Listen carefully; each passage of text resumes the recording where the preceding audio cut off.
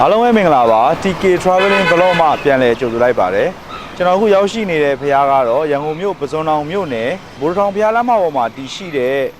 ကြိုက်ကမာစိန်ဇီရီတို့ခေါ်တယ်ပေါ့နော်ဖရဖြူဇီရီတို့လည်းခေါ်တဲ့ဇီရီတော်မြတ်ပဲဖြစ်ပါတယ်ဒီဇီရီတော်ကလည်းရှေးအောင်တမိုင်းဝင်ဇီရီတော်ဖြစ်ပြီးတော့နှစ်ပေါင်း1000ကျော်လောက်ရှိတဲ့ဇီရီတော်မြတ်လည်းဖြစ်ပါတယ်အဲဒီတော့ကျွန်တော်တို့ဒီဇီရီတော်ထဲမှာရှိတဲ့တမိုင်းဝင်ဖရားတွေနဲ့ရှေးအောင်ဖရားတွေကိုတွားပြီးဖူးအောင်ကျွန်တော်တို့အထဲထဲကိုလိုက်ခဲ့လိုက်နော်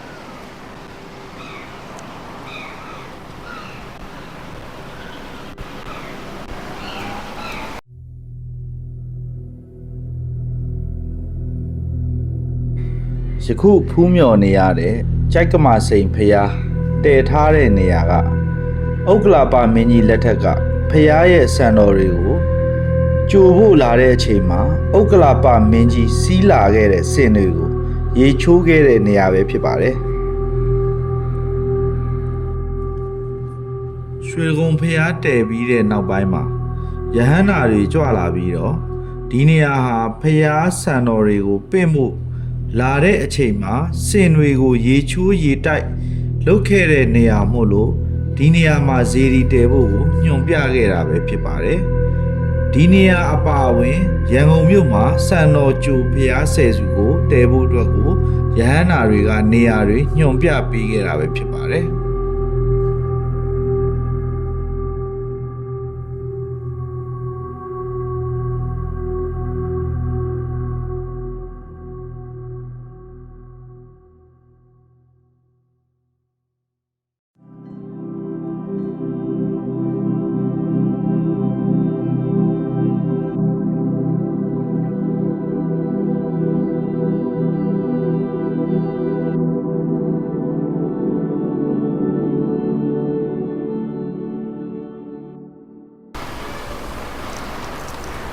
ကျွန်တော်တို့ဒီဖျားရဲ့တမိုင်းကိုကျွန်တော်တို့အရင်လာလေ့လာတဲ့အချိန်မှာဒီဖျားရဲ့တမိုင်းเจ้าကိုမေးဖို့အတွက်ကိုကျွန်တော်ဒီမှာဆရာတော်အကြောင်းတိုင်းဆရာတော်ကြီးကိုရှောက်တဲ့အချိန်မှာဆရာတော်ကြီးကဒီဖျားရဲ့တမိုင်းကိုပေါ့နော်စာအုပ်ထုတ်ပြီးတော့ရေးထားတဲ့စာရေးဆရာလည်းရှိပါတယ်စာရေးဆရာတော်လည်းရှိပါတယ်ဆိုတော့ဆရာတော်ရဲ့နာမည်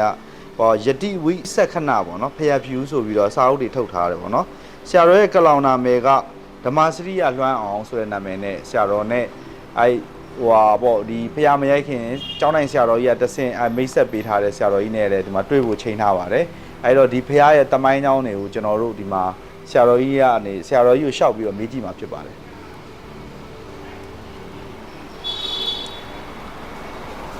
ကျွန်တော်တို့အခုဖူးမြင်ရတဲ့ဆရာတော်ကတော့ဆရာတော်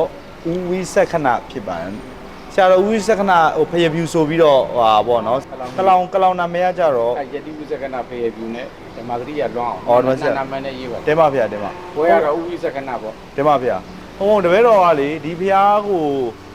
ပေါ့နော်ဒီလမ်းကနေဖြတ်သွားနေတာတွေ့တယ်ဒီမှာဆိုင်းဘုတ်လေးကတွေ့တော့လေနှစ်ပေါင်း1000ကျော်လဲရှိပြီဆိုတော့အဲ့ဒါလေးတက်2328လားတင်ပါဗျာအဲ့လိုမျိုးလဲဆိုင်းဘုတ်လဲတွေ့တော့တပည့်တော်စိတ်ဝင်စားလို့လာပြီးတော့လေ့လာတာပါဖျားဒီဖျားထဲမှာရှိတဲ့ဖျားတွေရဲ့တမိုင်းကြောင်းလေးတွေပြောပြပေးပါအောင်ဗျာဖျားကတော့ဇာနာလေးတွေကတော့လူရှင်ဘောလို့လုပ်ပေးတာပါတင်ပါဗျာအဓိကတော့ဖျားစုပဲတင်ပါဗျာပြန်တည်တဲ့အချိန်မှာစစ်ဒီဂျပန်ခေတ်တွေပဲစစ်ပြီးတဲ့အချိန်မှာဖျားပြန်တည်တဲ့အချိန်မှာဖျားကစုပဲတင်ပါဗျာလူရှင်တွေပေါ်တာဒါမှမကြသေးဘူး20ဝန်းကျင်ပဲရှိပါတယ်တင်ပါဗျာဒီမဟုတ်ဘူးလေးပါမယ်အရှိဘက်ကမဟုတ်ဘူးပါမယ်တင်ပါအမကပြင်စာလောက်ရဖျားဆိုတာလေးပါအောင်ကျန်တာဘာမှမပါဘူးဒီတိုင်းလိုက်တယ်တင်ပါဗျာနောက်မှအလူရှင်တွေပေါ်လို့အလူရှင်တွေစာနာငဲ့ပြီးတော့လုပ်ပေးတယ်တင်ပါဗျာအဲ့လိုဒီမူလားဇေဒီကဒီအလေရဇေဒီပေါ့နော်တင်ပါဗျာဒါကောင်ဖျားတို့တော့မရှိတဲ့ဆန်တော်နဲ့အတူတူပဲတင်ပါဗျာဆန်တော်တူတူပဲတင်ပါဗျာအဲ့ဆိုဖို့တပည့်တော့အထဲထဲတွေမှာကရောဒီအထဲထဲတွေကအခုစောက်ထားတဲ့ဒီကန္နာဂူရီတိုက်လေးတွေကလည်းအခုမှဟုတ်တယ်နောက်မှ20ကျော်လောက်ပြေးရှိပါတယ်တင်ပါဗျာဒီကြီးကအဓိကပဲတင်ပါဗျာဒီကြီးရဲ့အရှိဘက်ကတည့်တဲ့အဲဖောင်းကြီးခေါ်တယ်တင်ပါဗျာဖောင်းကြီးကလေးဖောင်းကြီးတော့မှဖောင်းလုံးပေါ့တင်ပါဗျာဖောင်းလုံးရဲ့အောက်ကျွန်တော်ကြံလန်ဆိုတဲ့နေရာလေးပေးနေတယ်အရှိဘက်ကတည့်တဲ့ရမှာအတွင်းထဲမှာပေါက်ထားပေါ့သာဝနာပေါက်ထည့်ပြီးတော့မှဆန်တော်အဲ့ထဲမှာထည့်တင်ပါဗျာတင်ပါဗျာသာဝနာအတွင်းထဲမှာပဲဖြစ်တယ်အဲ့ဒါဆန်တော်မမြင်ရတော့တင်ပါဗျာဆန်တော်အတူတူဆိုလို့ရှိရင်ဒီမှာပဲရမှာဘုရားတော်ဘုရားတွေကဘုရားဘုရားတင်ပါဆိုင်ကောင်းတဲ့ကနေလိုင်ကူထဲမှာပြုလို့ရတယ်ဘုရားအဲ့ဒီမှာဆန်တော်ရှိတင်ပါဗျာအဲ့ဒီဆန်တော်က ဆန်တော်အစ်စ်ပဲဒီဟွာနဲ့အတူတူပဲ တင်ပါဗျာ ဒီကြိုက်ကမစင်ဖျားနဲ့အတူတူတည်တဲ့ဆယ်စုကဆန်တော်တွေကအတူတူပဲ ဒီမို့ဒီမှာရှိတယ်လေအခုတချို့စင်းနုတော်တွေကရှေးဟောင်းစင်းနုတော်တွေရဲ့ပုံတော့ပေါ်တယ်နော်ပုံနော် တချို့ကဟုတ်တယ်ဆိုလို့ရှိရင်ဒါဟိုမန္တလေးမဟာမြတ်မူလီတို့နဲ့သဘုပတိချုပ်ကန်းပေါ့ ဟောတင်ပါဗျာ ဒါတွေကလည်းဟိုအင်းဝါကိစောစောပိုင်းလေးမှာစဖြစ်တာ တင်ပါဗျာ သဘုပတိချုပ်ကန်းပါဠိတော်ထာဂရတိတော်မှာမရှိဘူး ဟောတင်ပါဗျာ ဟိုအင်းဝါဆုံးအင်းဝါပြီးကာနီးလေးမှာ ဟောတင်ပါ ဟို ဗျာ မှာအင်းဝါကိကုံငါနီးပေါ့ဘိုးတော်ဥပိုင်းတို့ဖြစ်တော့ ဟောတင်ပါ အဲ့မှာအလုံးဝဆုံးသွားတယ်အင်းဝါကိကုံငါနီးလေးမှာဟိုကျွန်တော်ပုံမှန်ကိစ္စကနီးလေးမှာဖြစ်ခဲ့တဲ့ဟိုမဟာအတုရဆရာတော်ဆိုတာသူတို့ဖြစ်စားခဲ့တဲ့တထာဂရဥဒ္ဒနာကျမ်းဆိုတာ ဟောတင်ပါဗျာ ဥဒ္ဒနာဒီပဏီဆိုတာအဲ့ထဲမှာသရုပ်တိချုပ်ကနေပါတယ် တင်ပါဗျာ ဘုရားတဲ့ကမရှိဘူး မရှိဘူးနော်တင်ပါ ကျမ်းဂန်မှာလည်းဘာကြီးတော်မှာလည်းမြူထားတာလည်းမရှိ တင်ပါဗျာ ဘူးမြန်မာဘုန်းကြီးတွေကရေးတဲ့ဟောပေါ့ တင်ပါ ဟော ဗျာ ထိုင်းမှာဆိုလို့ရှိရင်ဒီဟွာတွေဟိုဇင်းမဲ့ပါဏာတဆိုပြီးတော့သူတို့ရှိရဝတ္ထုကျောင်းတွေပါရင်50 တင်ပါ 3ပေါင်း50ဆိုရေးတာလေးရှိ တင်ပါဗျာ အဲ့ဒါကလည်းဘုရားဟောတာတဲ့ပါဏာတဆိုတာမေဇိမပါဏာတဥပိပါဏာတမူလပါဏာတဆိုပြီးပါဏာတတုတ်50နဲ့150တုတ်တွေကိုအဲ့ပုံစံမျိုးသူတို့လောက်တာ ဟောတင်ပါဗျာ အဲ့ဒါဟိုဝိမေနော်တို့ဘာလို့ဆိုတာလည်းမရှိဘူး တင်ပါဗျာ ဟိုယာမိုင်နာဆက်ဆိုတာလည်းပဲတရားဟောတာလည်းမရှိဘူး မရှိဘူးနော်တင်ပါ ပထမမူရင်းရဲ့စီဒီယာတဆူလည်းပဲ တင်ပါ စီဒီတဆူလည်းပဲကျန်တာတွေကတော့ဒါဟိုနောက်မှအလူရှင်ပေါ်လို့လုပ်ကြတယ် တင်ပါဗျာဒီဒါကလည်းအခုနောက်မှအခုပြန်ပြီးတော့လောက်တာပေါ့နော်ပုံနော်တင်ပါဗျာ အဲဒီမုတ်ကလည်းနောက်မှထည့်တယ် အော်ဒီမုတ်ကနောက်မှထည့်တာတင်ပါ ကြာသေးဒါလည်းမကြာသေး တင်ပါဗျာ ကြာသေး ဟုတ်ဒါဒီကျွန်တော်တို့ဝိဇ္ဇာတွေဒီထွက်ရပေါက်တွေရဲ့ ဟိုဒါပေါ့လွန်ခဲ့တဲ့15နှစ်လောက်ကဒီထဲမှာနေတဲ့ဒေါ်နန်းရင်ကြီးဆိုတာဘိုးက အော်တင်ပါဗျာ ဟိုကမျိုးသမီးတယောက်ပါဟိုကပေါ့ဆရာမပေါ့ အော်တင်ပါ ဘေးရင်ပိုင်းခေါ်တဲ့ဆရာမ အော် လာတဲ့ချိန်မှာမှလူရှင်တွေကပေါ်တော့ဘာသာပေါင်းစုံကလာကြတာဟုတ်နောက်ခုပဲတဲ့ပုဂ္ဂိုလ်မျိုးစုံကလာတော့လုတ်ချင်တယ်ဆိုတော့လုတ်ခွင့်ပေးတယ် အော်တင်ပါတင်ပါ ဒီဘက်ကျောင်းကောင်အုတ်တိုင်းနဲ့ကပ်ပြီးတော့လုတ်ပေးတယ် အော်တင်ပါအဲ့ပါပေါ့ ကျောင်းဘုရားသမိုင်းနဲ့မဆိုင်ပါဘူး အော်တင်ပါဗျာဒါဒီဘက်မှာဆိုလို့ရှိရင်တော့ ဟိုနိုင်ကောင်းနေရှိတယ် အနက်ကွန်းတွေရှိမယ် ဘုရားကွန်တွေအကုန်လုံးဆုံးရှိတယ်ဟိုတရုတ်ကတ်တွေရော တင်ပါဗျာ ဘာနာတွေရောအဆုံးရှိတယ် ငကားမယ်တော်တွေရောပါတယ်ရောနော်အဲဆိုဒီနားမှာဒါကိုယုံကြည်ကိုးကွယ်တဲ့လူတွေဒီမှာလာပြီးတော့ပူဇော်တာတွေပတ်တာတွေလုပ်ရ ပူလို့ရတယ် အော်တင်ပါဗျာတင်အဲဆိုဘုံဘုံတပည့်တော်အထဲထဲမှာဟိုတပည့်တော်ဟိုတနေ့ကလာတော့ကြည့်ခဲ့တာလေဟိုစွန်းစားဆောင်ကြီးတွေနောက်တိမ်နေရှေးဟောင်းဟာတွေလိုမျိုးအဲ့ဒါလေးတွေတစ်ချက်တော့လိုက်ပြပြီး တိမ်မဲပြောလို့ရတော့တယ် ဟုတ်လား တိမ်မဲဟိုရှေးဟောင်းဆောက်ဒါမဲ့သူ့မှာလည်းခုနှစ်တက်တက်ပါပါတယ် တင်ပါဗျာဟိုကျန်တဲ့စွန်းစားဆောင်တွေကတော့ လေကျောင်းဆောင်ကြီးလည်းဟိုကသူလည်းဟိုရာကျော်သွားပြီလေ အော်တင်ပါဗျာ အဲ့တခု ကျန်တဲ့ဟာတွေကတော့ပြန်ပြင်ထားတဲ့ဟာ ပြန်ပြင်တာလေ အော်တင်ပါ နှစ်ထပ်တည်းကသုံးထပ်တည်းဖြစ်ကုန် တင်ပါဗျာအဲ့ဘက်တော့ကြည့်အောင် ဒီကကြည့်ရတယ်ကျောင်းမှာ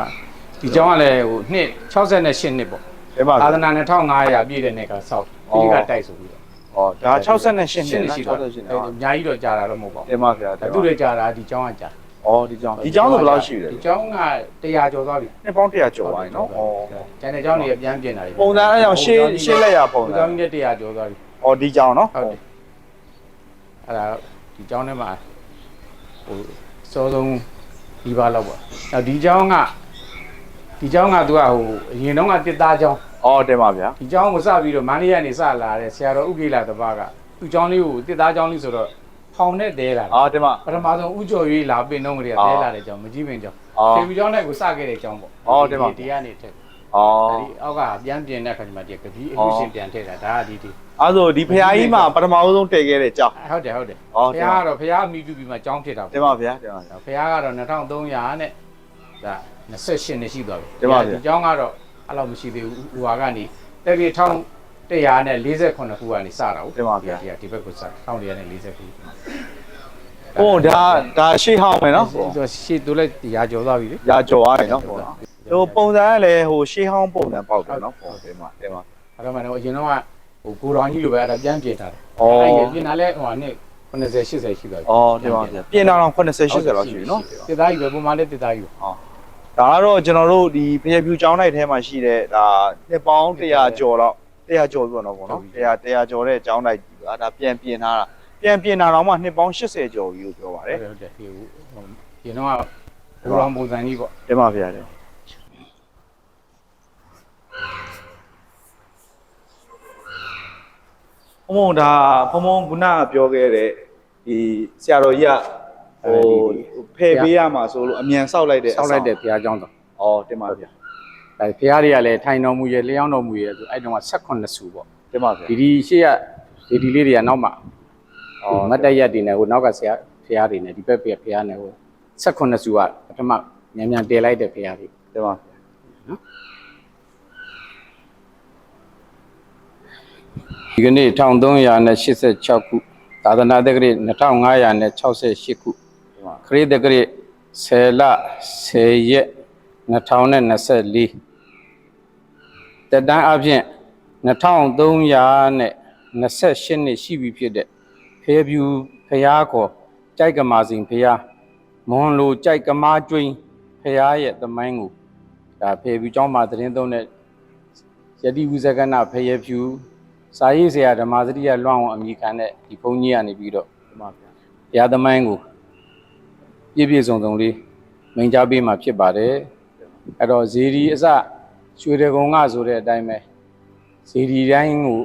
ပြောမယ်ဆိုရင်ရွှေတကုံကမပါလို့မဖြစ်ပါဘူးဘုရားရွှေတကုံဘုရားကိုအရင်ဆုံးပဲဥတည်ပြီးတော့ပြောရပါတယ်ကဘာပေါ်မှာဒီစัจ java လာမှာရွှေတကုံကဇေဒီထဲမှာပထမဆုံးတည်တာဖြစ်ပါတယ်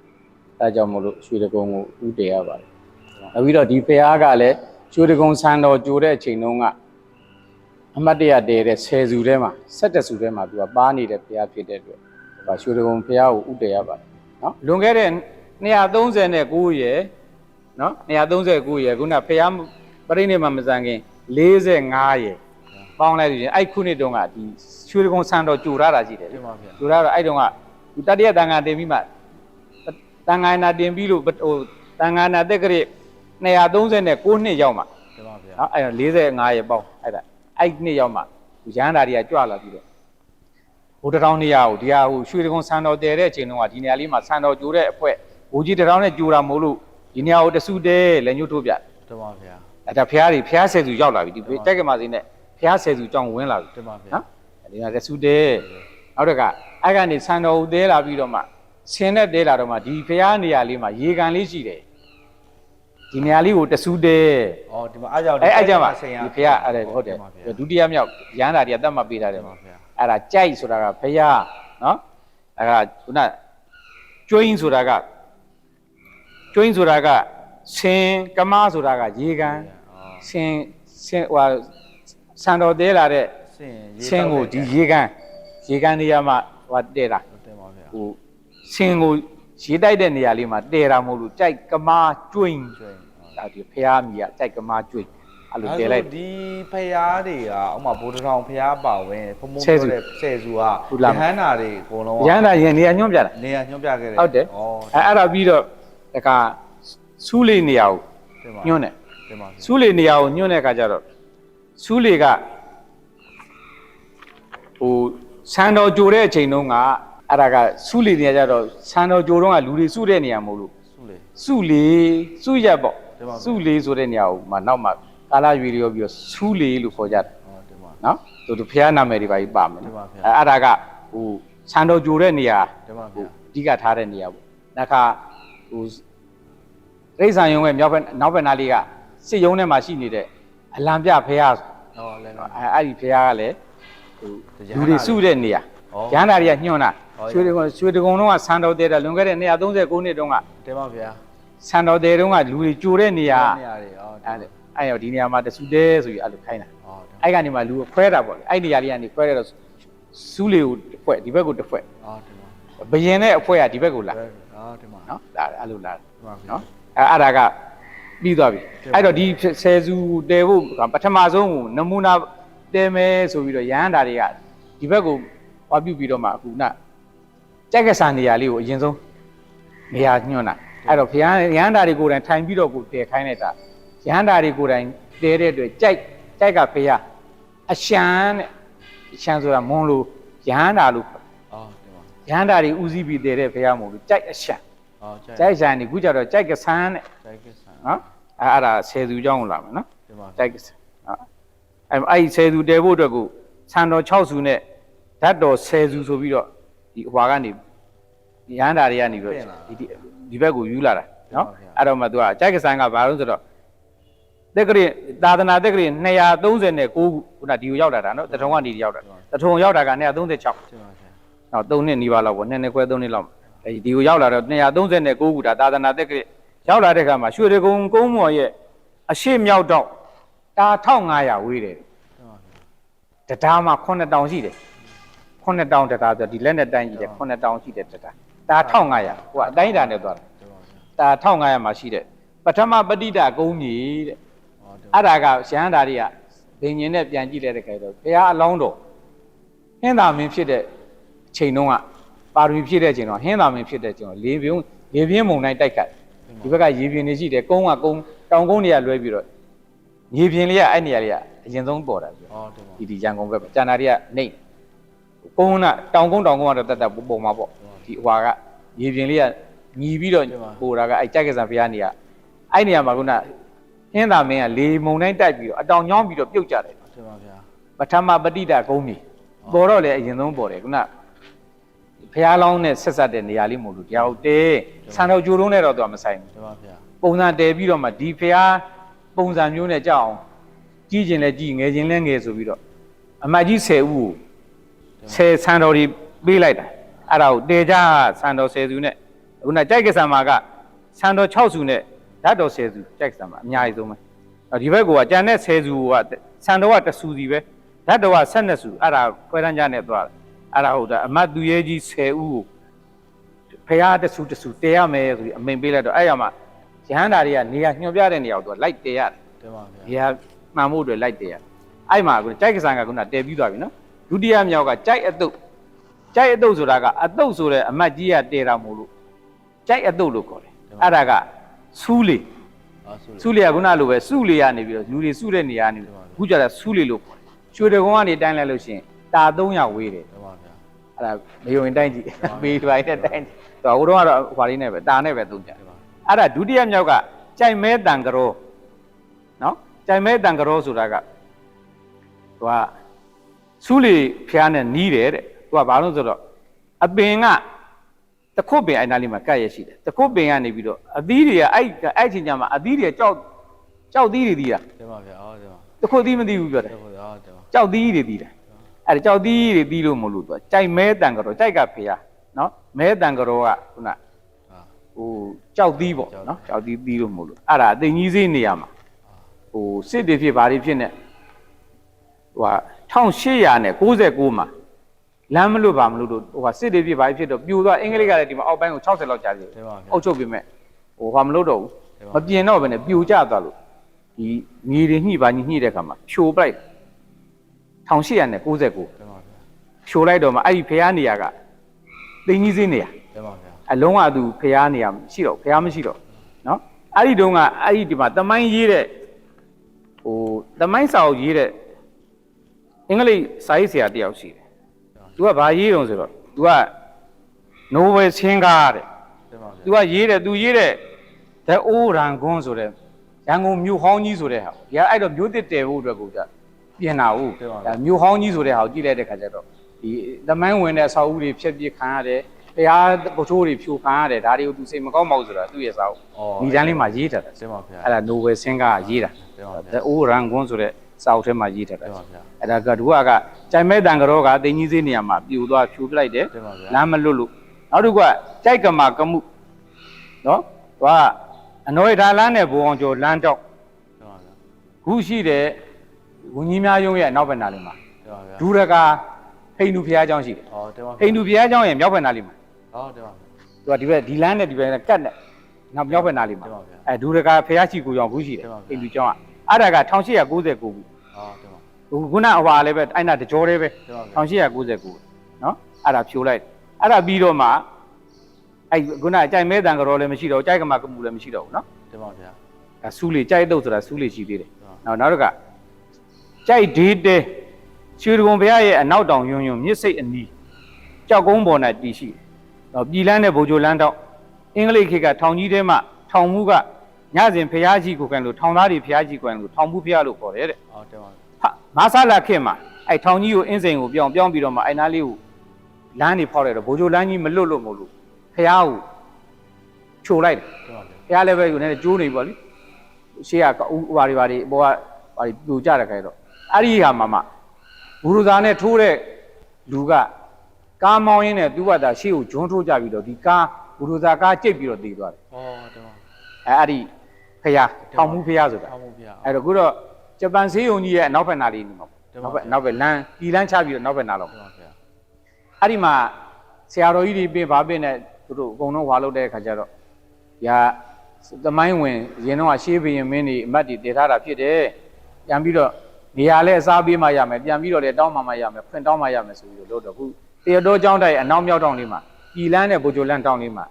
ဖျားလေး3ပေလောက်ရှိတယ် တင်ပါဗျာ 3ပေ4ပေလောက်တော့ရှိဘူးအဲ့ဒါလေးဖျားလေးတဆူတည်ထားတာရှိအဲ့ဒါအစားပေးထားတာ တင်ပါဗျာ နော်အဲ့ဖျားကြိုက်ဒီတဲဆိုတဲ့ဖျားအစားပေးတာ တင်ပါဗျာ ဟိုထောင်မှုဖျားပေါ့ ထောင်မှုဗျာတင်ပါ နောက်တစ်ခုကကြိုက်ဇွဲကမော့ရွှေတကောင်ရောအနောက်ဖက်ထဲမှာ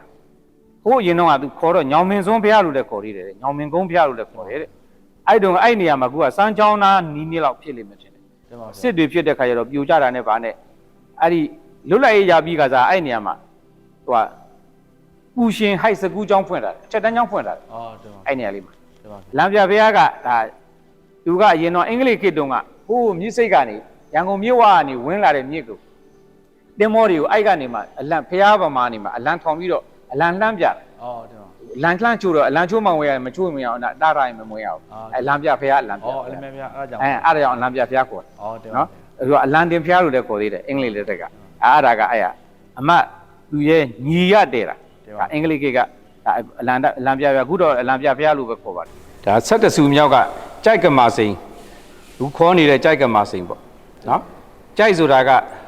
ဖျားကမားဆိုတာကရေကန်ကျွိန်းဆိုတာကဆင်နော်အဲ့တော့ကြိုက်ကမာစိန်ကနောက်မှကာလရွေလို့လာလို့မလို့ကြိုက်ကမာကျွိန်းနော်ဆန်တော်ကျိုးလာတဲ့ဆင်ကိုဆန်တော်တင်းလာတဲ့ဆင်ကိုရေတိုက်တဲ့နေရာဒီနေရာလေးကငကိုတော့ကရေကန်လေးအဲ့ဒါမှခုနရဟန္တာရှင်မာရတတို့နော်ခုနရဟန္တာရှစ်စုကနေပြီးတော့နော်ဒီနေရာလေးကိုတည်လိုက်ဆန်တော်ရွှေတကုံဆန်တော်တည်တော့ကဒီနားမှာဆင်ကိုရေတိုက်ခဲ့တယ်ဒါကိုဒီနေရာကိုတည်လိုက်ဆိုမှတဆူဖြစ်တာပထမတော့ကတော့ပြင်တဲ့ပုဂ္ဂိုလ်ကပြင်မပြင်တဲ့ပုဂ္ဂိုလ်ကပြင်တယ်ခုနလိုအမြဲနေတဲ့ဘုန်းကြီးလည်းမရှိသေးဘူးဒီဘက်ကအောက်ပိုင်းကလည်းမွန်နေပါလေနဲ့မွန်ဒေသဆိုတော့ပြင်တဲ့ပုဂ္ဂိုလ်တွေများပါတယ်နော်ဘုရားလည်းပြိုလိုက်ပြင်လိုက်ပေါ့စစ်တွေဖြစ်လိုက်ပြင်လိုက်စတည်တဲ့ခုနှစ်ကသာသနာတက္ကရာ239ခုအဲ့တော့ခုဒီသာသနာတက္ကရာနဲ့တွက်လိုက်တဲ့ခါကျတော့အခုဒီနေ့အထိပေါ့မြန်မာလူ1386ခုရောက်တဲ့အခါမှာဒီဖရားရဲ့တက်တန်းက2328နှစ်ရှိသွားတယ်နော်အဲ့တော့အဲ့မှာမှအရင်တော့ကတော့ဆရာတော်ဆက်ဆက်ကဟိုတော့ရဆောက်တည်တဲ့ကိုတော်တွေရှိတဲ့ခါကြီးမရှိတဲ့ခါမရှိပါဘူးရည်တဲ့ရနဲ့ဆိုတော့အမြဲနေလို့မကောင်းဘူးနောက်ကြတော့ရန်ကုန်မြို့တော်ဝန်ကဘိုးတော်ဦးပိုင်းလက်ထက်မှာမြို့တော်ဝန်ကဦးကျော်ရွေးတဲ့အဲဦးကျော်ရွေးကအဲ့ဒါ1143ခုအဲ့နှစ်မှာသူကဦးကျော်ရွေးကရန်ကုန်မြို့တော်ဝန်ဖြစ်တဲ့ခါကျတော့နေပြည်တော်ကိုပြန်ရင်းနဲ့ဆရာတော်တွေကြီးသာသနာပြုဆရာတော်တွေနောက်သူတို့အဝါပြုတဲ့သာသနာပိုင်ဆရာတော်၄ပါး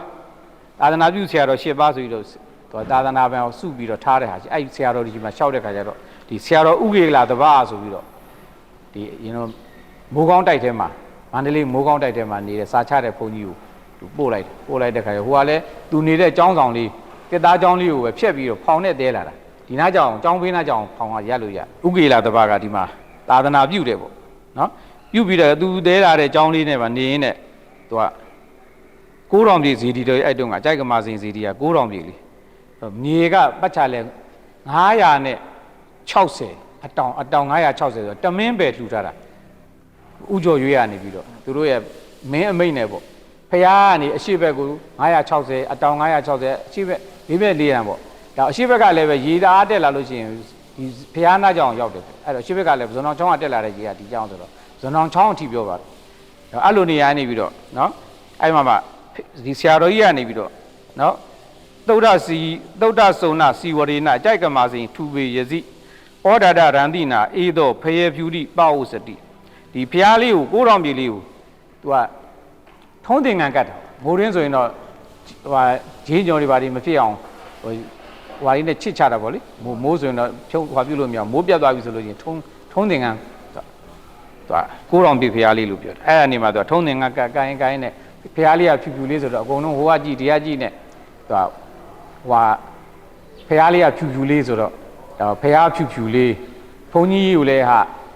ဖျားဖြူဖုံပေါ့အကြောင်းလေးမြင်တော့လေဖျားဖြူကြောင်းဆိုပြီးတော့ အဲ့ဒီဖရားကနေစပြီးတော့ကျောင်းလည်းအမိတက်တယ်ပေါ့ဘုန်းကြီးတွေကိုလည်းဖေဖြူဘုန်းကြီးဆိုပြီးတော့အမိတက်တာနော်အဲ့ဒါကဖေဖြူကျောင်းစဖြစ်လာတဲ့အကြောင်းလေးနော်အဲ့လိုဖြစ်လာတာနေပြီဆရာတော်ဥဂေလာတပါးကဘိုးတော်ဥဝိုင်းလက်ထက်မှာလည်းသူမှီခဲ့တယ်သူဒီရောက်တော့ဥစဉ်ခန့်ငယ်ငယ်နဲ့သူကလာခဲ့တာဟုတ်နောက်ဘာကြီးတော်မင်းကနန်းသက်18နှစ်သူရတာတာယာဝတီမင်းကနန်းသက်9နှစ်ပကံမင်းကနန်းသက်6နှစ်နောက်မင်းတို့မင်းက26နှစ်အဲ့ဒီသူကမှီတယ်မင်းတို့မင်းနိုင်ရွာစံတော့မနှစ်9နှစ်အလိုမှာသူက1235ခုမှာဆရာတော်ဥဂေလာတပါးပြန်တော်မူတယ်ပြန်တော်မူပြီးတော့နောက်တာသူ့ရဲ့တပည့်ပေါ့မန္တလေးချမ်းသာကြီးတိုင်းမှာစာချနေတဲ့ဆရာတော်ဥနန္ဒီယကိုပင့်ပြီးတော့ကျောင်းအပ်တယ်ဆရာတော်ဥနန္ဒီယတော့ကတော့ဒီမှာသူကဝန်သမေရပကာသနီကျမ်းဆိုပြီးတော့ပထမတဲ့ဒုတိယတဲ့စာအုပ်တွေပြုစုသွားတယ်အဲ့ဒီဆရာတော်ဥနန္ဒီယလက်ထက်မှာအင်္ဂလိပ်ကမန္တလေးအထက်ပိုင်းမှာသိမ်းလိုက်တယ်သိမ်းပြီးမှရန်ကုန်ကိုမြို့ကွက်ချတယ်မြို့ကွက်ချတော့ဒီကျောင်းဆောင်ကြီးဖြစ်လာတဲ့အကြောင်းကအဲ့ဒီမြို့ကွက်ချတဲ့အကြောင်းကစလာနော်အဲ့တော့မြို့ကွက်ချလိုက်တဲ့ခါကျတော့ရန်ကုန်မြို့မှာရှိတဲ့ကုန်းနေဟူ၍ကုန်းဖြိုးတာဖျားပြိုးနေတဲ့ဖျားတွေဆိုလည်းအကုန်ဖြိုးပြစ်တာအဲ့အကြောင်းမလို့ခုနသိကြီးသေးနေရကကြိုက်တင်းမဲဖျားတို့ဘာတို့ကအကုန်ပါသွားတာအဲကုန်းကြီးတာဆိုရင်စူးလေနဲ့ဘူတတော်မဲကြံနေတယ်ဒီဖျားကလည်းပဲကုန်းတော့ကုန်းမယ်ဒါပေမဲ့အလွန်ကြီးမကြည့်ဘူးအဲ့တော့စူးလေတော်မှလမ်းဖောက်တော့ချိုးပြစ်ဖို့ဟာဒါပေမဲ့ဟိုဥပဒေပညာရှင်ဦးကျန်ထွန်းတို့ကျန်တဲ့မွန်နေတို့မွန်လူမျိုးတွေတို့ဒီဗမာတွေတို့ကအကုန်စုပြီးတော့ကန့်ကွက်တဲ့ခါကျမှအဲ့ဒါဟိုဖះကို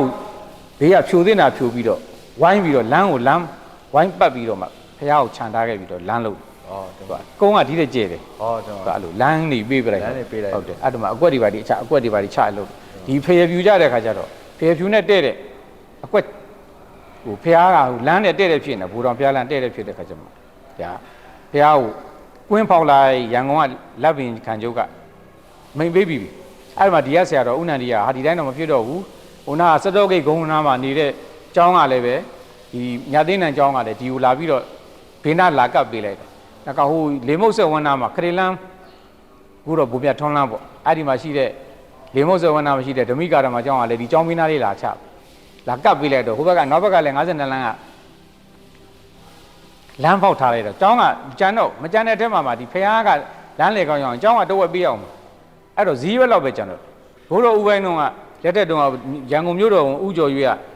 အတောင်960ပတ်လဲပြီးလှူထားတာကိုဖះကနေတောင်မဲ့အရှိဘက်နောက်ဘက်အတောင်ပေါင်း960အခုဒီမှာဘာမှမကြံတော့အဲ့ဒီမှာဒီဆရာတော်ကဒီတိုင်းတော့မဖြစ်တော့ဘူးဆိုပြီးဆရာတော်ဦးနန္ဒီကဒီကျောင်းဆောင်ကြီးဇွတ်တယ်လိုက်တာဒီအခုအဲကျောင်းဆောင်ကြီးခုကျောင်းဆောင်ဟုတ်တယ်ဖះတွေကပြန်ပြုပြင်လို့ပုံစံကြတာဖះကမတ်တရကိုလျှောင်းတော်မူကိုထိုင်တော်မူကို18စုကျန်တဲ့အသေးလေးတွေကမဟုတ်ဘူးဒီဖះတွေကိုပေါ့နော်ဟုတ်တယ်အဲ့လိုတယ်လိုက်တော့မှဖះကျောင်းဆောင်ကြီးကိုလည်းဖះနဲ့ကတ်ထားလိုက်တာတင်ပါဗျာကတ်ထားတော့မှကျောင်းဆောင်ကြီးနဲ့ဖះနဲ့ဆက်ရကြီးပါဟိုလမ်းကွေ့ဖောက်လို့မရပါဘူးဆိုပြီးတော့ဟိုလမ်းကိုကွင်းဖောက်ပါလေဒီကတင်ပါဗျာအဲ့လိုဖောက်လို့မရပါဘူးနဲ့ဒီကိုတင်လိုက်တော့ဒါမှမဟုတ်ဘူးတဲ့ဒါလာကြည့်တဲ့စစ်တဲ့လူတွေကအင်္ဂလိပ်ဘက်ကလိုက်တာလေပယ်ဖြစ်လိုက်တော့ဗမာဒီကရှုံးနေဘုံကြီးတဲ့အဲ့ဒါနဲ့အင်္ဂလန်ကိုဘာကင်ဟန်နန်းတော်ကြောင်လှန့်တင်ရတယ်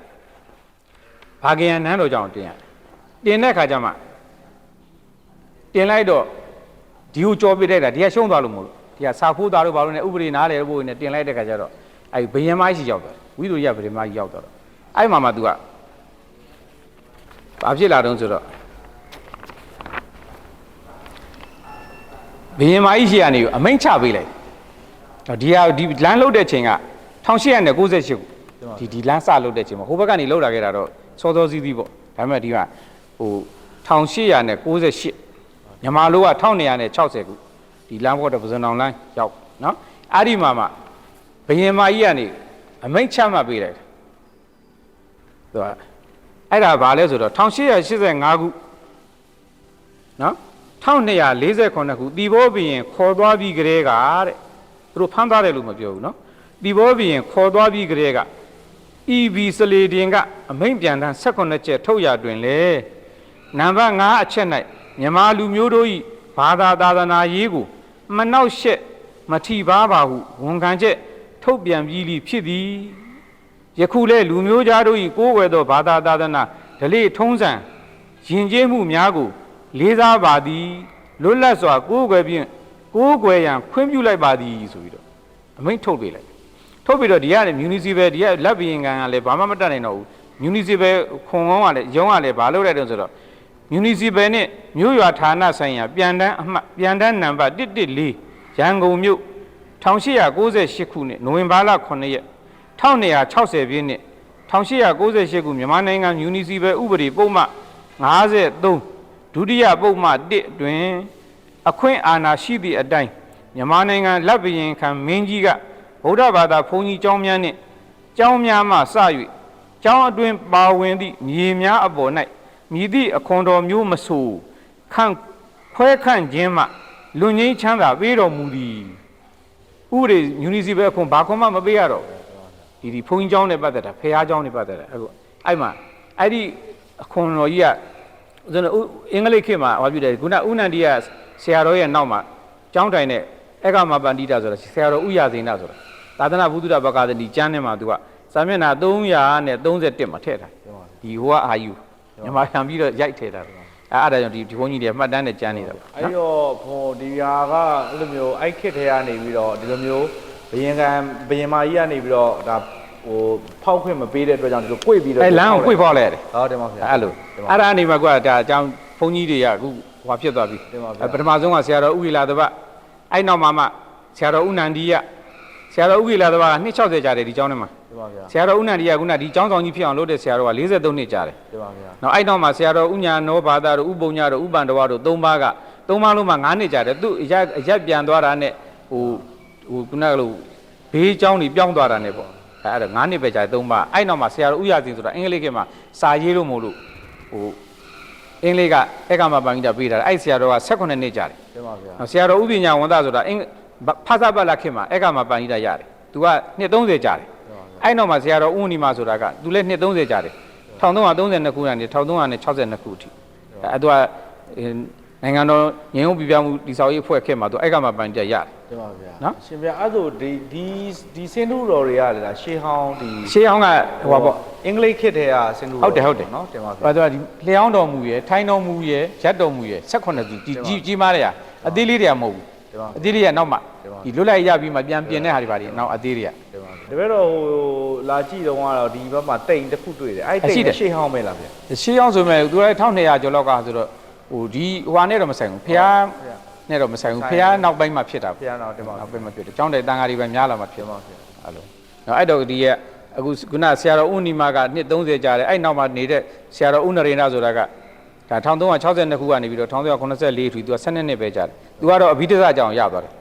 နော်အဲ့နောက်မှာဆရာတော်ဥညာနာဆိုတာက82ခုမှာပြန်တော်မူတယ်သူက9နှစ်ခွဲပဲကြာတယ်သူကတော့ခုနလိုမာကန္နဝါစကပန္တိတရတယ်အခုလက်ရှိဆရာတော်ကဒါ17ပေါ့နော်17ပါးမြောက်ပေါ့သူကတော့1382ခုကနေအခုဆက်လက်ပြီးတော့သတင်းသုံးနေတယ်ပေါ့သူကနေပြီးမှဒုတိယမြောက်ဆရာတော်ဥပေဒရကိုဖရာတွေကျောင်းတန်ကြီးကကိစ္စတွေပိုင်းနဲ့ပတ်သက်ပြီးတော့သူ့ဟိုပြုပြင်းမှုစောင့်ရှောက်ဖို့ထိန်းသိမ်းဖို့ဆိုပြီးတော့လွှဲထားတယ်ဒုတိယဆရာတော်ဟိုဘက်ကကျောင်းမှာရှိတယ်နော်နောက်ဟိုဘက်ကပထမဆရာတော်ဟိုဘက်ပေါ့အဲ့ဒါဖရာဘီလူသမိုင်းရဲ့ဇာကျောင်းကအဲ့ဒါနော်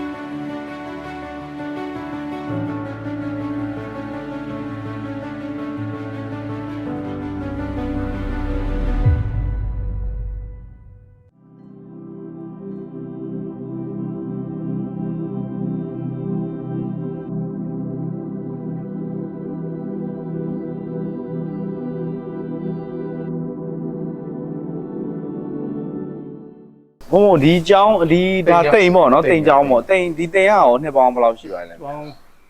ရာကျော်ကြီးပေါ့အဲ့ရာကျော်မှတော့နည်းနည်းလေးဟောင်းလာလို့မဆို1322ခုကပြန်ပြင်တယ် အော်တင် ပြင် ပါ တာကိုပဲ64နှစ်ရှိပြီလေ အော်တင်ပါဗျာ ကျော်သွား တင်ပါဗျာ အဲ့နောက်တစ်ချိန်ကတော့ကဆေးတော့ပါတော့ဟိုဘာပေါ့တော့အလှရှင်ပေါ်လို့ပြင်လိုက်တာကောင်းကျောင်းအကောင်းကြီးပဲရာရာက တင်ပါ 83ခုကမှဆေးတုပ်ထားတော့ဘာလို့ပြေးတွေပါအကုန်လုံးပြန်လို့ပြီးမုန်းမှန်တာပေါ့ တင်ပါ သူက အဲ့ဆိုဒီဘုံခုနကပြောသလိုဆိုရင်ဒီကျောင်းဝင်းတွေကကျောင်းတွေကတဖြည်းဖြည်းနဲ့ပြန်စုလာပြီးတော့မှကျောင်း